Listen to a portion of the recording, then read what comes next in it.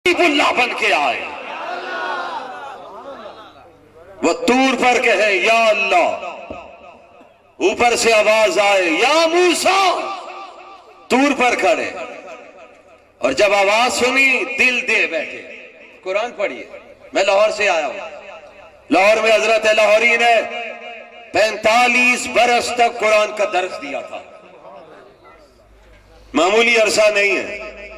ये वली लोग थे। मैं वलियों का मानने वाला हूं। चिश्ती, सोरवर्दी, कादरी, नक्शबंदी, मैं किस वली का मानने वाला हूं? मुझे वली चाहिए तो जुनैद बगदादी जैसा, हसन बसरी जैसा, सैयद अब्दुल कादर जिलानी जैसा, हाजी इमदादुल्लाह मुहाजिर मक्की जैसा, शाह वलीउल्लाह जैसा, शाह अब्दुल अजीज जैसा, मौलाना रशीद अहमद गंगोही जैसा, मौलाना अहमद अली लाहौरी जैसा वली ऐसा चाहिए। इन्हीं वलियों के बारे में मौलाना अहमद अली लाहौरी ने कहा था, अरे यार लोगों, वलियों के जूतों में वो मोती मिलते हैं जो बादशाहों के ताजों में भी नहीं मिलते हैं।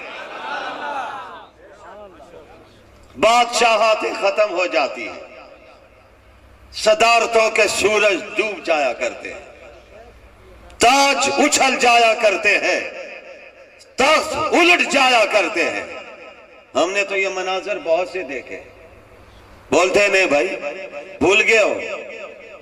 जब रब चाहे ईवान सदारत, रब चाहे तो वजीर आजम हाउस, और रब चाहे तो किले में भी पहुंचा दे। समझने वाले समझते, तारने वाले क़यामत की नजर रखते, लेकिन फिर इनकी अकल में बात नहीं आती। फिर कहते हैं हमारे जैसा कौन? अल्लाह कहता मैं आजमाने के लिए तुझे लेके आया हूं। अकर नहीं, तकब्बुर न कर, गरूर न कर। जो तकब्बुर और गरूर करता है अल्लाह उसकी गर्दन मरोड़ के रख देता है। आपसे भी कहता हूं, अपने समेत कहता हूं, आजिज़ी इख्तियार कीजिए। हज़रत वालिद माजिद फरमाया करते थे, रुकू रकात में एक रखा है, सजदे 2 रखे हैं। रुकू में आधा झुका है इसलिए रुकू एक रखा है, सजदे 2 रखे हैं। एक सजदा किया है, रब का कुर्ब हासिल किया है। फरमाया फिर सजदा कर ताकि तेरे अंदर आजिज़ी आ जाए। आजिज़ी जब आ जाएगी अल्लाह कहता है मैं तुझे उरूज अता कर दूंगा। इसी पर वालिद माजिद कहते थे, बीज डाला जाता है, जमीन की तह में डाला जाता है और दरख्त बन के आता है तो जमीन पर ऊपर की जानिब जाता है, फल उस पर लगता है। अरे यहाँ के बासियों, मैं आपको मिसाल आपके इलाके की क्यों ना दूं, मुल्तान की क्यों ना दूं। आम का सीजन जब आता है, आम का फल लगता है, ऊपर चोटी पे जाके लगता है, लेकिन वो आम का फल ऊपर जाकर अकड़ता नहीं, झुक जाता है। जितना झुकता जाता है अल्लाह उतनी मिठास देता जाता है। अल्लाह कहता नबी के बंदो, झुकते तुम जाओ, उरूज और इज्जत में अता करता जाऊंगा। आज वादा करके उठो, हम तकब्बुर नहीं करेंगे। ऊंची आवाज से कहो इंशाअल्लाह। गुरूर नहीं करेंगे। ये सब कुछ उसी की वजह से है। मिसाल से बात समझ आती है। और किसी बुजुर्ग ने और एक प्यारी बात लिखी, फरमाया यार लोगों, सजदा एक था लेकिन रब ने सजदे 2 रखवा दिए। एक सजदा कौन सा था? फरमाया सजदा ये था कि तू सजदा कर। शैतान ने सजदा नहीं किया, वो रजीम बन गया है, मरदूद बन गया है। तुझे सजदा करवा रहा हूं, अब तूने फर्ज तो अदा कर दिया है, एक सजदा शुक्र का अदा कर दे कि तुझे रब ने तौफीक अता कर दी है। मेरे दोस्तों भाइयों, बात आई हजरत मूसा कलीम की, तो तूर पर खड़े, नीचे से आवाज दे या अल्लाह, ऊपर से आवाज आए या मूसा, दरमियान में फरिश्ता नहीं। मूसा कलीम से पूछा गया आपको कैसे पता चला था रब बात कर रहा है? फरमाया जब कोई शख्स मुझसे बात करता है तो मेरे कान सुनते हैं।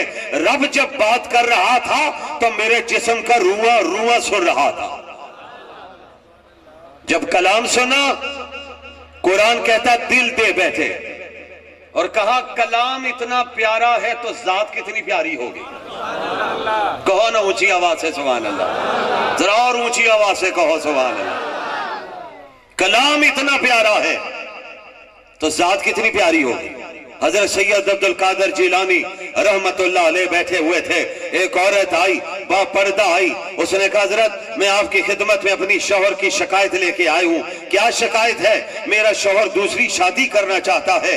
क्यों करना चाहता है? हजरत अल्लाह ने मुझे बड़ा हुस्न दिया है, मैं अगर अपना पर्दा हटाऊं आप भी देख कर कहेंगे परवरदिगार ने वाकईतन बहुत ज्यादा हुस्न दिया है। हजरत ने जब जुमला सुना है वजद में आ गए, अल्लाह अल्लाह अल्लाह जुबान पर आ गया। हजरत बेहोश होकर जमीन पर गिर पड़े। होश जब आई पूछा हजरत इस औरत के जुमले पर आप बेहोश क्यों हो गए? फरमाया इस औरत को अपने हुस्न पर इतना नाज है तो मेरे रब को अपने हुस्न पर कितना नाज होगा। जो तख्लीक करने वाला, सारी कायनात को बनाने वाला, जिसने सारे नबियों को हुस्न दिया, क्या कह रहा हूं, और सबसे ज्यादा हुस्न आमना के लाल को दिया है। कह दो मिलके सल्लल्लाहु, जरा ऊंची आवाज से कह दो यार, और ऊंची आवाज से कहो। ये वजीफा नहीं छोड़ना आपने भाई। मैं बात खत्म कर रहा हूं, ततिम्मा की तरफ ले जा रहा हूं। मौजूआत बहुत से छेड़ बैठा हूं। इन अकाबर की मौजूदगी में इनकी दुआओं से, अल्लाह के फजल से, हाज़ा मिन फजल रब्बी, ये मेरा कमाल नहीं है, अल्लाह का फजल है, उसका करम है। इल्का होता जा रहा है, बयान आपके सामने हो रहा है। सोचा कुछ था, अल्लाह बयान कुछ करवा रहे हैं। परवरदिगार जो चाहते हैं वही हुआ करता है। इंसान सारे मिल जाएं, अल्लाह को मजबूर नहीं कर सकते, और अल्लाह जो फैसला कर दे उसको दुनिया सारी मिल जाए तब्दील नहीं करवा सकती है। फैसला आखिरी अल्लाह ही का है। था भी, है भी, रहेगा भी। वो जात पहले भी थी, आज भी है, रहेगी। उसका नाम क्या है? हजरत बेहोश हो गए। इस औरत को अपने हुस्न पे इतना नाज। मूसा कलीम ने कहा अल्लाह दीदार चाहिए। फरमाया मूसा हम नूर की झलक डालने लगे। जुमलों में बात कह रहा हूं, तवज्जो चाहता हूं आपकी। नूर की झलक डालने लगे इस पहाड़ पे। देखो अगर इसको देख लिया तो समझना खुदा को देख लिया। प्रैक्टिकली जवाब दिया है। नूर की झलक पड़ी, कुरान कहता है पहाड़ सुरमा बन गया, रेजा रेजा हो गया। मूसा बेहोश होकर जमीन पर गिर पड़े और मूसा उठे। फौरन कहा अल्लाह आपने ठीक कहा था, मैं दीदार नहीं कर सकता हूं। या मेरे काबर कहते हैं अल्लाह जवाब दे रहे थे लन तरानी, मूसा हरगिज़ दीदार नहीं कर सकते हो। दूसरा जवाब आ रहा है मूसा हमने ये दीदार किसी के लिए नहीं रखा है, ये दीदार रखा है तो सिर्फ आमना के लाल के लिए रखा है। आओ एक और बात सुना के ईमान ताजा कर। मूसा कलीम पर जब नूर की झलक पड़ी ना तो नबी का चेहरा वैसे ही बड़ा हसीन होता है। हमारा ईमान है। आका फरमाते हैं मैंने मेराज की रात हजरत यूसुफ को देखा, वाकयातन बड़े हसीन थे। अल्लाह ने बड़ा हुस्न दिया हुआ था, ऐसा पाउडर छिड़का हुआ था, ऐसी नूर नबूवत का नूर नजर आता था, दुनिया भर से हैरत में पड़ती थी। फिर अल्लाह का कुरान आपके सामने रख रहा हूं। औरतों ने जब हजरत यूसुफ के हुस्न को देखा था तो फल काटते काटते अपनी उंगलियां काट दी थी और कहने लगी इतना हसीन है। यहाँ पे मेरी माँ, आपकी माँ हजरत आयशा सिद्दीका वजद में आके कहती है मिस्र की औरतों ने उसने यूसुफ को देखकर उंगलियां तो काटी थी, ईमान नहीं लाई थी। इधर भी तो आके देखो आमना के लाल को जिसने देखा है पहले ईमान लाए हैं, बाद में गर्दनें कटवा दी है। फारसी का शायर कहता है हुस्न यूसुफ दमे ईसा यदे बैजादारी। फारसी आपको नहीं समझ आएगी। हुस्न यूसुफ दमे ईसा यदे बैजादारी, आंचे खूबा हमा दारन तू तन्हादारी। नहीं समझ आई फिर भी कह दो सुभान अल्लाह। नबी की शान बयान कर रहा हूं, लेकिन अब आपको समझाने के लिए उर्दू के शायर का एक खुलासा आपके सामने रख रहा हूं। उसने किस खूबसूरत पैराए में बात की है, नबी के हुस्न पर बात की है। उसने कहा सर से लेकर पांव तक तनवीर ही तनवीर है, जैसे मुंह से बोलता कुरआन वो तकरीर है। सोचती है दिल में दुनिया मुस्तफा को देखकर वो मुसव्विर कैसा होगा जिसकी ये तस्वीर है। जिन्हें समझ आई है वो ऊंची सुभान अल्लाह के, जिन्हें समझ आई है वो सुभान अल्लाह के। इसलिए बुजुर्ग कहते हैं मूसा कलीम पर जब ये हुस्न के ऊपर से आवाज आई, मूसा, हम झलक डालने लगे। हजरत मूसा बेहोश तो हो गए, लेकिन उसकी नूरानियत हजरत मूसा के चेहरे पर पड़ी और ज्यादा हुस्न बढ़ गया है। सुनिए, गौर से सुनिए, आगे फिर बात को खात्मे की तरफ ले जा रहा हूं। मूसा कलीम जब घर आने लगे तो चेहरा इतना चमकने लगा कि अपने चेहरे पे रूमाल डाल दिया है, चादर डाल दी है। घर में बीवी मौजूद है। हजरत मोहतरम, ये बीवी शुएब की बेटी है, नबी की बेटी है।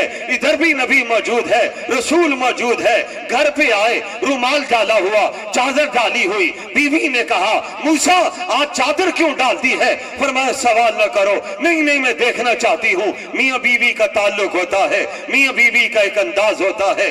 आज लोगों से तो मोहब्बत से बात करते हैं। मेरा जवान बिहारी का साथी घर में जाता है, मुंह बना के जाता है, बीवी के सामने गुस्से से जाता है, उसे डांटता है, डबड़ता है। आओ नबी की सीरत सुनने वालों, मेरा नबी हजरत आयशा को साथ बिठा के खाना खिलाते हैं, नवाले उनके मुंह में डालते हैं। हजरत आयशा नबी के मुंह में नवाले डालती हैं। नबी की सीरत सुनने वालों, अपने आला अखलाक लेकर आओ। अपने आला अखलाक लोगों के लिए नहीं रखो, अपने बच्चों के लिए भी रखो, बच्चियों के लिए भी रखो, अपनी बीवी के लिए भी रखो, अपनी माँ के लिए भी रखो, अपनी बहनों के लिए भी रखो। ये नहीं तो तुम घर पे पहुंचो, घर खौफजदा हो जाए, कौन घर में दाखिल हो गया है। मेरे नबी जब घर में जाते थे, मुस्कुराते हुए जाते थे, मुस्कुराहटों के फूल खिलते थे, दुनिया भर से हैरत में पड़ती थी। रब ने चेहरा ऐसा बनाया था, सहाबा कहते हैं हमें कभी गुस्से का पता नहीं चलता था।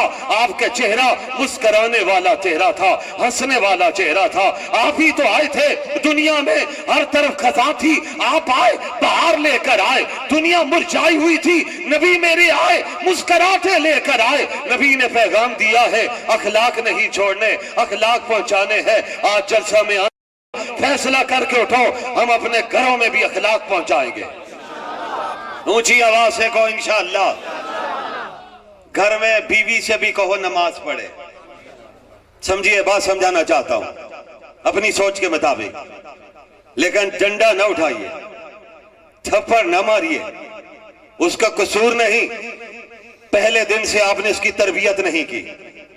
दुल्हन बन के आई थी तो आप कहते हैं उठो फजर की नमाज पढ़ते हैं। फिर मैं देखता मेरी वो भाभी, मेरी बहन वो नमाज क्यों ना पढ़ती। मेरा ख्याल है कि बात खत्म कर दी। चल गया जी। नाराए तकबीर, अल्लाहू अकबर। पैगाम देना चाहता हूं, थप्पड़ न मारिए, लाठी न चलाइए, नबी की हिकमत को अख्तियार कीजिए। फर्ज नमाज मस्जिद में पढ़िए, सुनन जाके घर में पढ़िए। बीवी से कहो तुम भी नमाज पढ़ो। आओ जवानों, आपको एक गुर सिखाने लगा हूं, अपनी बीवी से कहो नमाज शुरू कर दो। अगर नमाज नहीं पढ़ोगी तो आज के बाद मैं तुम्हारे हाथ का खाना नहीं खाऊंगा। आप एक वक्त खाना न खाइए, 2 वक्त बाहर से खा लीजिए। मैं आपको यकीन से कहता हूं, गारंटी से कहता हूं, 2 वक्त नहीं गुजरेगा, आपकी बीवी भी नमाजी बन जाएगी, आपकी औलाद भी नमाजी बन जाएगी। लेकिन हिकमत के साथ, तदब्बर के साथ, इखलास के साथ उन्हें समझाइए।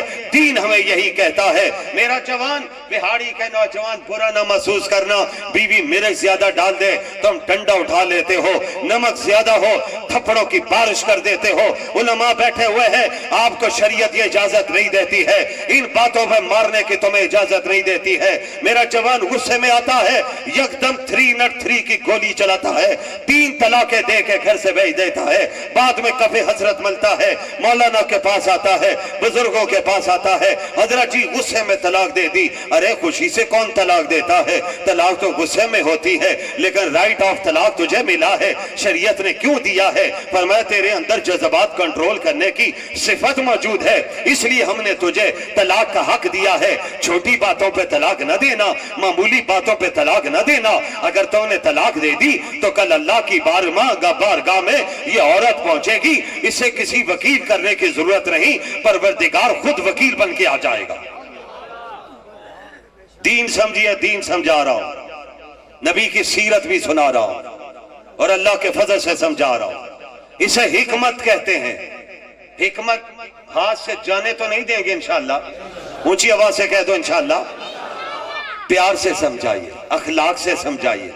मैं दोस्तों से मिलूं, मुस्कुरा के मिलूं, घर जाऊं गुस्से वाला मुंह बना लूं। नहीं नहीं, मेरा नबी ये नहीं सिखाता, मेरा नबी ये तबलीग नहीं करता, मेरा नबी का ये अंदाज नहीं। अरे मेरे जवान, तू इससे एक बीवी नहीं संभाली जाती। मेरे नबी की 11 बीवियां थी, 11 हुजरे बने हुए थे, हर हुजरे में मेरी माँ मौजूद थी। और सुनो, असर की नमाज के बाद मेरे नबी हर हुजरे के दरवाजे पे जाते थे। मेरी ज़ौजा किसी चीज की जरूरत तो नहीं, अगर कहा जाता मेरे नबी बाजार से ला के देते। ये मेरे नबी की तालीमात है, इन तालीमात पे अमल करो। आओ नमाजी बन जाओ। अगर आप नमाज मस्जिद में पढ़ेंगे, सुन्नत वितर जाके घर में पढ़ेंगे, आपका छोटा सा पोता भी आपके साथ खड़ा हो जाएगा, नवासी भी आ जाएगी। मेरे नाना नमाज पढ़ रहे हैं, मेरे दादा नमाज पढ़ रहे हैं, आपके हाथ उठेंगे, बच्चों के हाथ भी उठ जाएंगे, आपके आंसू निकलेंगे। पोता देखेगा मेरा दादा रोने लगा है, वो भी रोने वाला मुंह बना लेगा, इधर उसका रोने वाला मुंह बनेगा। अल्लाह मासूम की वजह से सारी दुआ कबूल फरमा लेगा। दीन समझिए, दीन समझा रहा हूं। मूसा कलीम घर पर बीवी से कहा, बीवी ने कहा चेहरा मुझे दिखाइए ना। नहीं नहीं, बीवी मियां बीवी के ताल्लुकात होते हैं। बीवी ने जैसे रुमाल खींचा, मूसा कलीम का चमकता हुआ चेहरा जब नजर आया तो मूसा कलीम की बीवी भी बेहोश होकर जमीन पर गिर पड़ी। इतना हुस्न, अब अपनी बात की तान तोड़ने लगा। इतना हुस्न कि हुस्न रब की तरफ से जब जमीन पर आया, उसका परतव जब चेहरे पे पड़ा, इधर मूसा कलीम चेहरे पे रुमाल डाल दे, और जब बारी आई आमना के लाल की तो रब ने नहीं कहा सैने हरम में खड़े हो जाइए, सफा पे खड़े हो जाइए, मरवा पे खड़े हो जाइए, बैतुल्लाह की छत पे खड़े हो जाइए, मैं आपसे बात करने लगा हूं। नहीं फरमाया जिब्राइल जाओ मेरे पैगंबर को लेकर आओ, मेरे पैगंबर को साथ लेके आना, पहले आसमान तक साथ आना है, 7वें आसमान तक पहुंचना है, सिदरतुल मुंतहा पर पहुंचकर तुमने रुक जाना है, आगे नहीं आना है। यहाँ कुछ उलमा कहते हैं अरे आगे भी तो फरिश्ते हैं जो अल्लाह के अर्श को उठा के रखे हुए हैं। अरे भाई, अल्लाह जिसके लिए चाहे जो चाहे पाबंदी लगा दे। नूरियों के सरदार को रब ने रोक इसलिए था कि नबी की शान रब बताना चाहते थे। हजरत मोहम्मदुर रसूलुल्लाह सल्लल्लाहु अलैहि वसल्लम जब सिदरतुल मुंतहा पर पहुंचे, जिब्राइल अमीन पीछे हटे। मेरे नबी ने कहा रफाकत इसको कहते हैं कि सफर जहां से चला था वहां तक वापस चलते हैं, इसी को रफाकत कहते हैं, इसी को हम सफर कहते हैं। अब मेरे साथ जिब्राइल आगे चलो। जिब्राइल ने कहा मैं आगे नहीं जा सकता हूं, मेरी आखिरी बाउंड्री है, इससे आगे बढ़ता हूं मेरा वजूद खत्म होता है, मेरे पर चल जाते हैं। या वालिद माजिद कहा करते थे अरे यार लोगों, जहां पर नूरियों के सरदार की इंतहा होती है वहीं से इमामुल अंबिया की इब्तिदा होती है। नूरियों का सरदार भी पीछे रह जाता है। फिर आगे मैं जुमला बढ़ाऊं, अमीर शरीयत सैयद अताउल्लाह शाह बुखारी वालिद माजिद कहा करते थे एक काश इस सफर में भी सिद्दीक अकबर साथ होते। क्या जुमला कह रहा, एक काश जिसने न गार का सफर छोड़ा न मजार का सफर छोड़ा, उहद का भी साथी, खंदक का भी साथी, किसी मकाम पर पीछे नहीं। एक काश अबू बकर साथ होते। और मैं फिर 3 जुमले और बढ़ा दूं, एक काश उमर फारूक साथ होते, उस्मान गनी साथ होते, अली मुर्तजा साथ होते, आका के साथ जा रहे होते और जिब्राइल अमीन रोक देते। अबू बकर आगे न जाना, उमर आगे न बढ़ना, उस्मान आगे खतरा है, जान खत्म हो जाएगी, अली वजूद बाकी नहीं रहेगा। ये जिब्राइल से कहते पीछे हटो, हमें आगे बढ़ने दो, आज ही तो मौका है। शमा खत्म नबूवत पर परवाने कुर्बानियां देना चाहते हैं।